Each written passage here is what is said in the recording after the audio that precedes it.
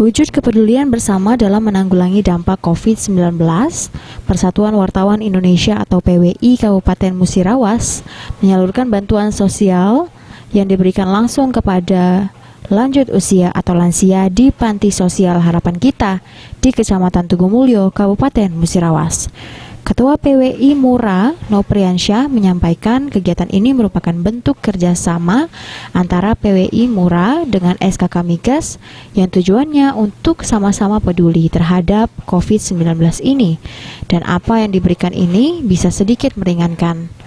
Walaupun bantuan ini tidak seberapa, tapi bisa sedikit menjadi solusi apa yang menjadi dampak di tengah pandemi seperti sekarang. Ketua PWI Mura berharap semoga kedepannya kerjasama ini terus berlanjut untuk bisa saling meringankan dalam membantu masyarakat di tengah COVID-19.